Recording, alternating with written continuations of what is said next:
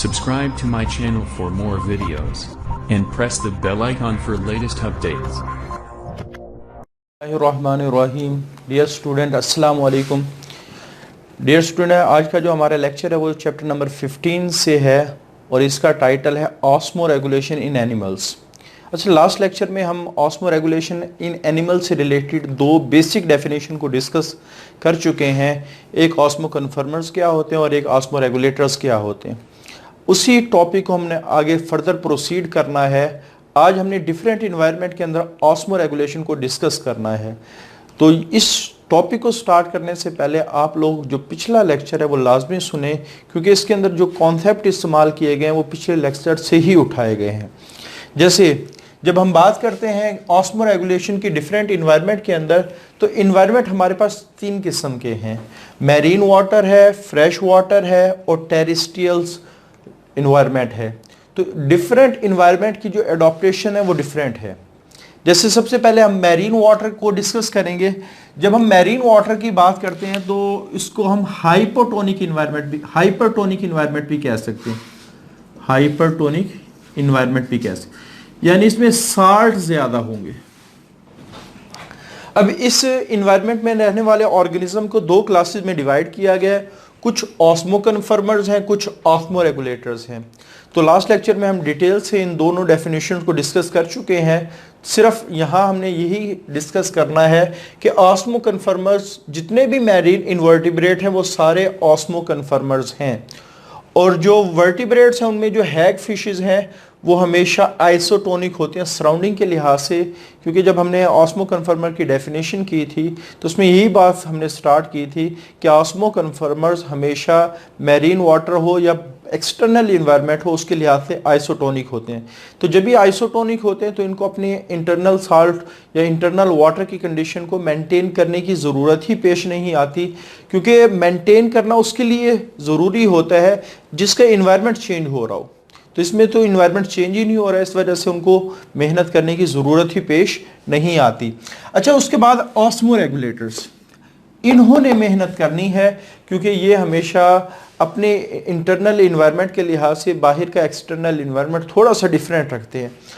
Hypertonic environment, last lecture में भी हमने ये डिस्कस किया था कि हमारे पास जो ऑस्मो रेगुलेटर हैं वो वाटर एक्सक्रीट करते हैं जब उनको हाइपोटोनिक इन्वायरमेंट का सामना करना पड़ता है, और जब उनको हाइपरटोनिक इन्वायरमेंट के सामना करना पड़ता है तो उनकी बॉडी में साल्ट ज़्यादा होते हैं तो वो साल्ट को एक्सक्रीट करेंगे. यानी आप ये कह सकते हैं कि जितने भी ऑस्मो रेगुलेटर्स हैं उनको जो सबसे बड़ा प्रॉब्लम फेस करना पड़ता है, यानी प्रॉब्लम फेस करना पड़ता है, वो एक्सेस ऑफ साल्ट है. तो इनकी पूरी कोशिश होगी कि इस प्रॉब्लम से बचा जाए. तो इस लेक्चर के अंदर हम देखेंगे कि ऑस्मो रेगुलेटर इस प्रॉब्लम को कैसे सॉल्व करते हैं. डिफरेंट ऑर्गेनिज्म में इसको सॉल्व करने के डिफरेंट मैकेनिज्म है.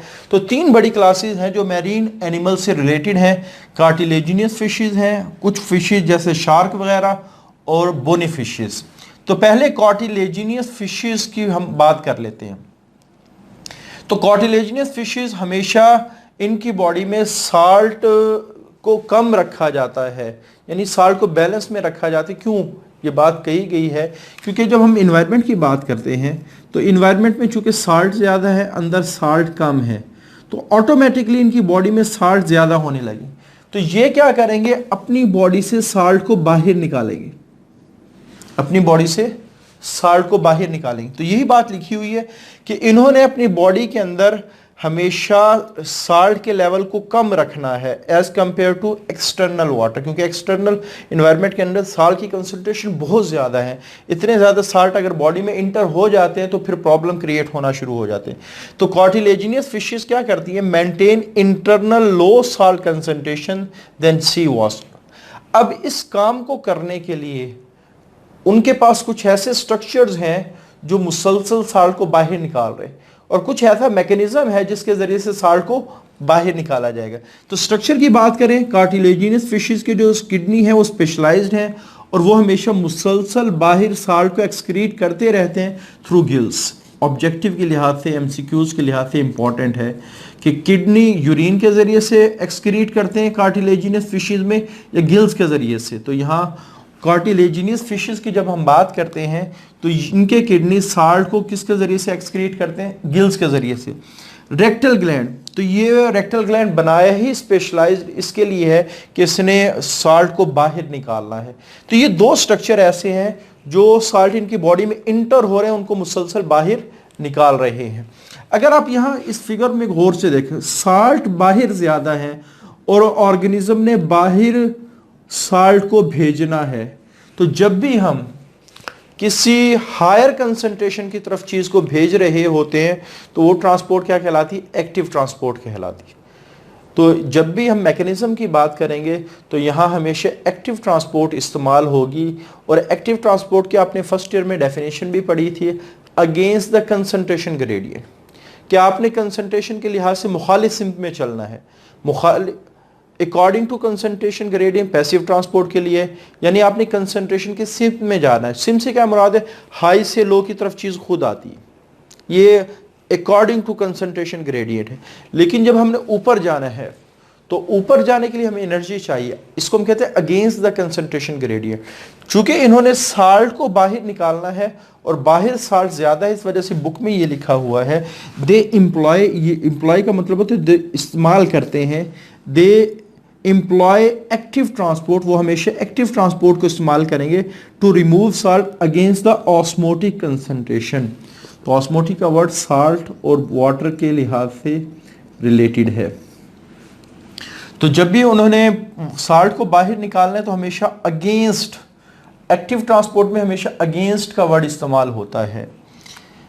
तो कार्टिलेजिनियस फिशेस में साल्ट हमेशा बॉडी के अंदर कम रखे जाएंगे। क्यों? क्योंकि इनकी बॉडी हमेशा साल्ट को बाहर निकाल रही होती, किडनी के जरिए से, रेक्टल ग्लैंड, और जिस मैकेनिज्म को इस्तेमाल करते हैं वो एक्टिव ट्रांसपोर्ट मैकेनिज्म है। तो यहाँ से ऑब्जेक्टिव बन सकता है कि कौन सा मैकेनिज्म है जो साल्ट को बाहर निकालने के लिए इस्तेमाल किया है। अच्छा, कुछ फिशेज ऐसी हैं, अगर हम यहाँ बात करें ऊपर वाले केस में साल्ट ज्यादा है, अंदर साल्ट कम है, तो ये जो इन्वायरमेंट है, तो इसका मतलब बाहर साल्ट अगर ज्यादा हो इसको हम कहते हैं हाइपरटोनिक इन्वायरमेंट, और अंदर चूंकि कम है इस वजह से इसको हम कहते हैं हाइपोटोनिक।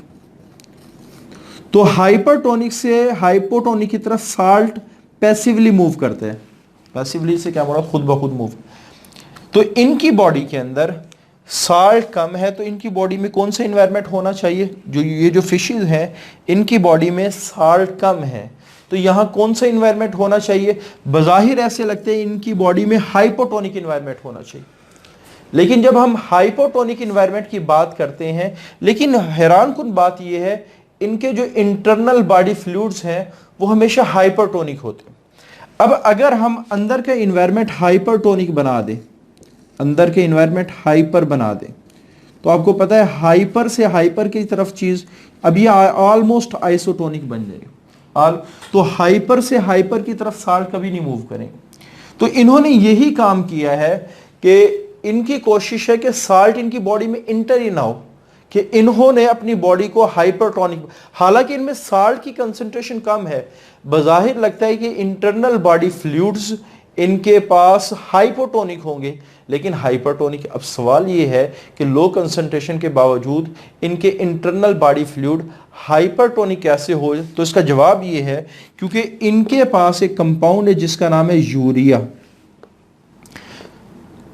और यूरिया की खासियत ये है कि ये जहां भी होगा वो इन्वायरमेंट हमेशा हाइपरटोनिक होगा।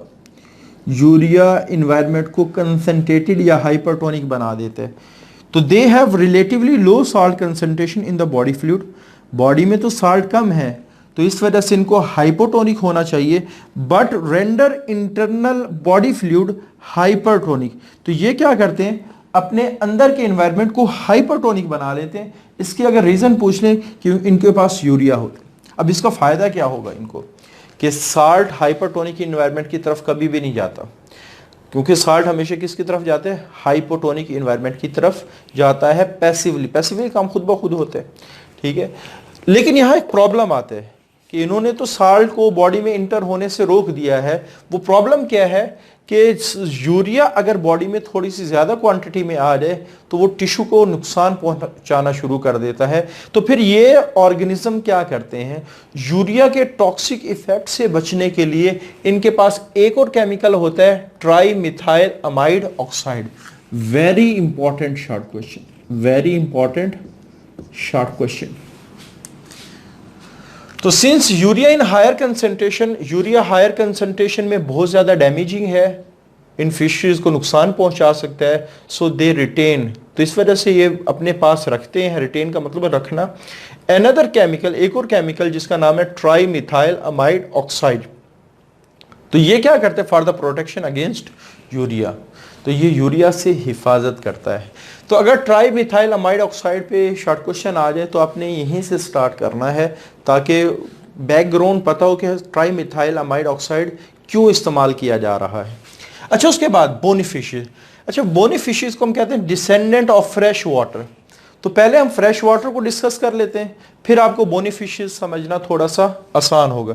जी, फ्रेश वाटर, हमने मैरीन वाटर को कहा it is a hypertonic environment, तो फ्रेश वाटर को हम कहते हैं it is a hypotonic environment. तो आपको पता है हाइपोटोनिक इन्वायरमेंट वो है जिसमें वाटर ज्यादा होते हैं। तो यहां से आपको क्लियर हो गया होगा, तो इनमें प्रॉब्लम भी वाटर का ही है, इनमें प्रॉब्लम भी वाटर का ही है। तो फ्रेश वाटर एनिमल्स की जब भी हम बात करेंगे, they constantly facing osmotic flooding of fluids, कि इनके फ्लूइड में हमेशा पानी ज्यादा होने की कोशिश करता है। तो इस वजह से इनकी एडॉप्टेशन क्या होगी कि इन्होंने एक्स्ट्रा वाटर को बाहर निकालना है, एक्स्ट्रा वाटर को बाहर निकालना है। तो यहाँ दो किस्म के ऑर्गेनिज्म डिस्कस किए, कुछ एनिमल लाइक हैं और कुछ प्योर एनिमल्स हैं। तो जब हम एनिमल लाइक ऑर्गेनिज्म की बात करते हैं तो फ्रेश वाटर प्रोटोजोन्स, ये क्या करते हैं, इनको भी अक्सर पानी ज्यादा इनके सेल्स में आ जाता है। तो ये क्या करते हैं, पूरे सेल से पानी को इकट्ठा करते हैं, और जिस वैक्यूल में ये पानी को इकट्ठा करते हैं इसको हम कहते हैं कंट्रक्टाइल वैक्यूल, और ये वैक्यूल फिर आता है सेल मेम्ब्रेन के पास, और जब ये कॉन्ट्रैक्ट करते हैं तो फोर्स के साथ पानी निकाल देते हैं। इस वजह से इसको कंट्रक्टाइल वैक्यूल कहा जाता है। तो जैसे अमीबा है और पैरामीशियम है, ये अपने एक्स्ट्रा वाटर को कंट्रक्टाइल वैक्यूल के जरिए से बाहर निकाल दे। जी, फ्रेश वाटर एनिमल्स, इनमें जब पानी ज्यादा होता है तो ये क्या करते हैं, produce large volume of very diluted urine, बहुत ज्यादा अमाउंट के अंदर डाइल्यूटेड यूरिन को प्रोड्यूस करते हैं। तो अगर यहां थोड़ी सी आपकी बुक में जो डायग्राम बनी हुई इसको थोड़ा सा अगर हम समझें फ्रेश वाटर एनिमल्स के लिहाज से, तो जैसे एक फिश है और पानी बाहर ज्यादा है और यहां आप कह सकते हैं पानी कम है, और इनकी जो सरफेस है it is permeable to water, तो पानी ऑटोमेटिकली बॉडी के अंदर इंटर होना शुरू हो जाता है, ऑटोमेटिकली पानी बॉडी के अंदर इंटर होना शुरू। तो इसका मतलब ये है कि इनके अंदर जो अपटेक ऑफ वाटर है वो पैसिवली हो रही हायर कंसंट्रेशन से। तो क्या इन ऑर्गेनिज्म की, देखो हमें ये ऑर्गेनिज्म पानी नहीं पीते, प्यास कब लगती है, पानी कब पिया जाता है, जब बॉडी के अंदर पानी की कमी हो तो ऑर्गेनिज्म उस कमी को पूरा करने के लिए पानी पीता है। लेकिन इनकी बॉडी के अंदर पानी की कमी होती नहीं है, बाहर से ऑटोमेटिकली पानी इंटर हो रहा होता है, इस वजह से they do not drink water. तो आपने याद रखना है जो फ्रेश वाटर फिशेज हैं they do not drink water because water इंटर्स into the body passively, passively water इनकी बॉडी के अंदर इंटर हो रहा होता है। तो इन्होंने क्या करना है, अपने इस प्रॉब्लम को कैसे इन्होंने सॉल्व किया है, they produce large volume of very diluted urine, तो ये बहुत ज्यादा क्वांटिटी के अंदर डाइल्यूटेड यूरिन बनाते हैं। लेकिन यहां एक और प्रॉब्लम आ जाते हैं, urine is not a pure water, वो प्योर वाटर नहीं है। जब यूरिन बाहर आता है तो साथ काफी सारे साल्ट को भी लेके आता है, तो जब ये बार बार यूरिन प्रोड्यूस कर रहे हैं तो इसका मतलब है इनकी बॉडी से साल्ट ऑटोमेटिकली कम होना शुरू हो जाते हैं। तो हाइपोटोनिक इन्वायरमेंट है, इनकी बॉडी में साल्ट बज़ाहिर तो ज्यादा हैं, ठीक है, लेकिन साल्ट इनकी बॉडी में ज्यादा होने चाहिए, साल्ट हमेशा इनकी बॉडी में ज्यादा होने चाहिए। इनका बैलेंस ही इस तरह है कि पानी इनकी बॉडी में हमेशा कम होना चाहिए और साल्ट इनकी बॉडी में हमेशा ज़्यादा होने चाहिए। तो जब ये यूरिन को प्रोड्यूस करेंगे तो इनको सबसे बड़ा प्रॉब्लम ये आता है कि यूरिन के साथ काफ़ी सारी अमाउंट के अंदर साल्ट भी बाहर निकलना शुरू हो जाते हैं। अब जब ये साल्ट बाहर निकलेंगे तो इनकी बॉडी का मेटाबॉलिज्म है वो डिस्टर्ब हो सकता है। तो इस साल्ट की कमी को वो कैसे पूरा करेंगे? साल्ट की कमी को सबसे पहले वो साल्टी फूड खाएंगे, जिसकी वजह से साल्ट की कमी पूरी हो सकती है। उसके बाद अगर बाहर देखा जाए, बाहर की जो सोल्यूशन की कंसंट्रेशन है उसमें साल्ट कम है और अंदर जो सोल्यूट की कंसंट्रेशन है उसमें साल्ट ज़्यादा है, तो हमने साल्ट को अंदर लेके जाना है। तो ज़्यादा की तरफ जब भी हम किसी चीज़ को लेकर जा रहे होते हैं तो हमेशा एक्टिव ट्रांसपोर्ट होती है। तो इस वजह से लिखा गया है बुक के अंदर, जब ये साल्ट गिल्स के ज़रिए से या स्किन के ज़रिए से अंदर ले जाना चाहते हैं तो हमेशा क्या होगा? एक्टिव अपटेक ऑफ साल्ट होगा बाय गिल्स एंड स्किन। तो यहाँ दो प्रॉब्लम थे, पानी अंदर आ रहा था और साल्ट बाहर जा रहे थे। तो यहां अपने ऑस्मोटिक बैलेंस को मेंटेन करने के लिए इन्होंने पानी को बाहर निकाला और साल्ट अंदर लेके गए। लेकिन जब यही एनिमल्स जब बोनी फिशेस बने, क्योंकि बोनी फिशेस को जब हम बात करते हैं, they are the descendant of fresh water fishes and later become marine. तो यहां प्रॉब्लम चेंज हो गया। यहां क्या था? बाहर हाइपोटोनिक था, अंदर हाइपरटोनिक है। लेकिन जब यहां आए तो प्रॉब्लम ही चेंज हो गया कि पानी बाहर कम हो गया, क्यों? बाहर कंसंट्रेटेड एनवायरनमेंट आ गया और अंदर ऑटोमेटिकली जब हम बात करते हैं बाहर पानी कम है, साल्ट ज़्यादा है, तो इसका मतलब है ऑटोमेटिकली अंदर क्या बन जाएगा? हाइपोटोनिक एनवायरनमेंट बन जाएगा।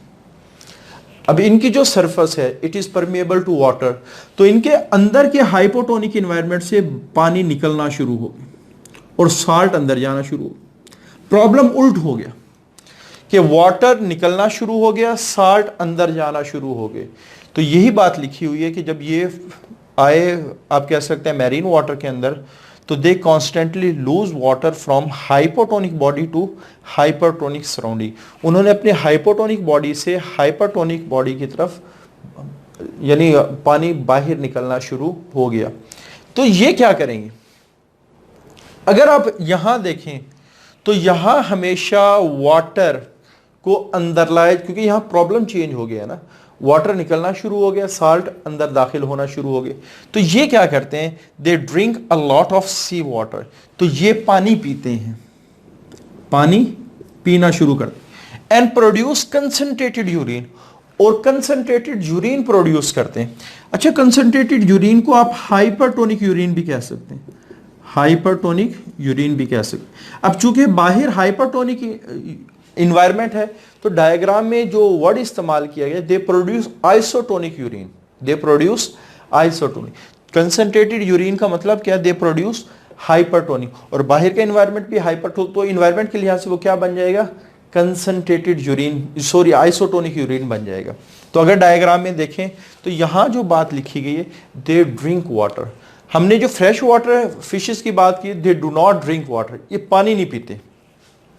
लेकिन जो हमारे पास बोनी फिशेस हैं ये मुसलसल पानी पीती रहती हैं, लेकिन जब यूरिन प्रोड्यूस करती हैं ये कंसंट्रेटेड यूरिन प्रोड्यूस करती हैं। अब कंसंट्रेटेड यूरिन का फायदा क्या होता है? साल्ट ज्यादा बाहर निकलते, पानी कम बाहर निकलते, और यही प्रॉब्लम का सोल्यूशन है कि साल्ट को ज्यादा निकाला जाएगा और पानी को सेव किया जाएगा। तो ये हमारे पास से एडॉप्टेशन इन बोनी फिशेस। अब टेरेस्ट्रियल एनिमल्स की तरफ जाते हैं। इनको तो हमेशा बेचारों को प्रॉब्लम रहता ही पानी का है कि इनके एनवायरनमेंट में पानी कम है, तो इनकी बॉडी में भी हमेशा पानी कम ही रहता है, बल्कि अक्सर तो इनकी बॉडी से एवोपरेट होने की कोशिश करता है। तो इनकी सबसे बड़ी कोशिश ये होती है कि एवोपरेशन ऑफ वाटर को रोका जाए ताकि उनकी बॉडी डिहाइड्रेट ना हो। तो यहाँ हमने लास्ट लेक्चर में भी डिस्कस किया था कि जब बॉडी से पानी निकलना शुरू होता है, और निकलता क्यों है? जब ड्राई इन्वायरमेंट होता है तो यहाँ स्टोर करने की एबिलिटी बढ़ जाती है या वाटर को गेन करने की एबिलिटी ज़्यादा होती है ताकि उस वाटर की कमी को पूरा किया जा सके। तो प्रॉब्लम क्या है? Evaporative loss leading to dehydration, ये प्रॉब्लम, इसकी एडॉप्टेशंस। अच्छा, ज़्यादातर जो टेरेस्ट्रियल मोड ऑफ लाइफ है, दो किस्म के ऑर्गेनिज्म है, दे आर सक्सेसफुली अडॉप्टेड। एक को हम आर्थ्रोपोड्स कहते हैं और दूसरे को टेरेस्ट्रियल वर्टिब्रेट्स कहते हैं। They are successfully adapted to life on land. इनकी बॉडी ऐसी है जो खुश्की के अंदर आसानी से ज़िंदगी गुजार सकते हैं। अब इनके पास 3 तरह की मुख्तलिफ किस्म की अडॉप्टेशंस हैं जो इनको खुश्की पर रहने में मदद प्रोवाइड करती हैं। पहली क्या है? स्ट्रक्चरल, कि इनके पास कोई ऐसा स्ट्रक्चर मौजूद होगा जो इनकी बॉडी से वाटर को एवोपरेट ही नहीं करने देगा। जैसे इनके पास इनकी जो बॉडी सरफेस है वो वाटर प्रूफ होती है। जैसे इंसेक्ट की बात करें, इंसेक्ट में एक्सोस्केलेटन होता है और एक्सोस्केलेटन के आपको पता है ये वैक्सीज से बना होते हैं और waxes act as a water proof material, उनकी बॉडी से बाहर पानी नहीं निकलता। और हमारी जो स्किन है, ख़ासतौर पे जितने भी वर्टिब्रेट्स हैं उनकी जो स्किन है, रेप्टाइल्स उसमें शामिल है, बर्ड्स उसमें शामिल है और मैमल्स उसमें शामिल है। ये 3 ऑर्गेनिज्म ऐसे हैं, they are fully adapted to the dry condition. ये मुकम्मल तौर पे ड्राई कंडीशन के लिए बनाए गए हैं। क्यों? क्योंकि इनकी जो स्किन है वो वाटर प्रूफ है। इनकी जो स्किन है उसमें काफ़ी सारी सेल्स की लेयर्स हैं, वैक्सीज की लेयर्स हैं, केराटिन प्रोटीन्स की लेयर्स हैं। ये सारी लेयर्स क्या करती हैं? प्रोटीन्स, ये सारी लेयर्स क्या करती हैं? पानी को बाहर निकलने से रोकती हैं। और फिर ख़ास तौर पे जब हम हायर एनिमल्स की बात करें, दे हैव किडनीज। मैमल्स की बात करें, दे हैव किडनीज। किडनी क्या करते हैं? कंसनट्रेटेड यूरिन प्रोड्यूस करते हैं। कंसनट्रेटेड यूरिन कैसे प्रोड्यूस? यूरिन में जो एक्स्ट्रा वाटर होता है उसको रीएब्जॉर्ब कर देते हैं। यानी आप कह सकते हैं जब यूरिन के बनता है तो उसमें काफ़ी सारा पानी आता है, ये हम आगे डिस्कस भी करेंगे, लेकिन वो सारा पानी तो नहीं, लेकिन काफ़ी सारा उसमें पानी रीएब्जॉर्ब हो जाता है, बॉडी में वापस चला जाता है। तो जब यूरिन टोटली बॉडी से बाहर आता है तो वो कंसनट्रेटेड पानी उसके अंदर कम होता है। तो इनकी किडनी भी ऐसे वर्क करते हैं कि ये आसानी से आप कह सकते हैं वाटर को स्टोर कर सकते हैं। उसके बाद बिहेवियर, यानी इनका मिजाज ये होगा, इनका काम करने का मिजाज ये होगा कि जो पानी की बॉडी में कमी आई है उसको कैसे पूरा किया जाए। तो ये क्या करते हैं? ज़्यादा पानी को पीते हैं और ऐसी फूड को खाते हैं जिसमें मॉइस्चर मौजूद हो ताकि उस पानी की कमी को पूरा किया जा सके। मेटाबॉलिक, तो मेटाबॉलिज्म तो तकरीबन ये हर किस्म के ऑर्गेनिज्म में होता है, लेकिन ये ऑर्गेनिज्म इससे ज़्यादा फ़ायदा उठाते हैं। मेटाबॉलिज्म से क्या मुराद? आप लोगों ने फर्स्ट ईयर के अंदर भी ये बात बार बार डिस्कस की होगी, जब कार्बोहाइड्रेट यानी ग्लूकोज को जब ऑक्सीजन की मौजूदगी में तोड़ा जाता है, जैसे इसकी इक्वेशन आपको नज़र भी आ रही है, तो उसमें कार्बन डाइऑक्साइड भी प्रोड्यूस होती है, साथ के साथ उसके अंदर वाटर भी प्रोड्यूस होते हैं। तो कुछ ऑर्गेनिज्म ऐसे हैं जैसे कैंगरू रैट, अगर इनको काफ़ी अरसे पानी ना भी मिले तब भी इनका गुजारा हो जाता है। तो ये कैसे सर्वाइव करते हैं? ये एक तो इनकी बॉडी में पानी की रिक्वायरमेंट बहुत कम है।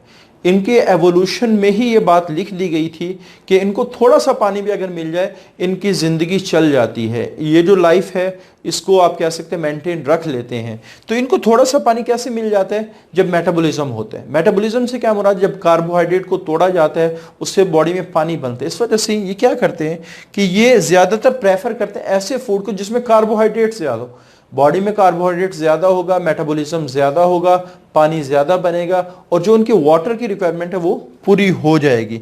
तो कुछ ऑर्गेनिज्म ऐसे हैं जो मेटाबॉलिज्म वाले वाटर पर भी रिलाई करते हैं अपनी वाटर की कमी को पूरा करने के लिए। अच्छा, उसके बाद एनहाइड्रोबियोसिस। एनहाइड्रोबियोसिस से क्या मुराद है? कुछ ऑर्गेनिज्म ऐसे हैं जो पानी के बगैर बिल्कुल ज़िंदा नहीं रह सकते। कुछ ऑर्गेनिज्म है जो मॉडरेट दर्जे के पानी में ज़िंदा रहते हैं और कुछ ऐसे जो इंतहाई खुश्की में, यानी आप कह सकते हो उनकी बॉडी में अगर थोड़ा सा पानी कम भी हो जाए तब भी वो अच्छी खासी खुशहाल ज़िंदगी गुजार सकते हैं। तो एनहाइड्रोबियोसिस बेसिकली क्या है?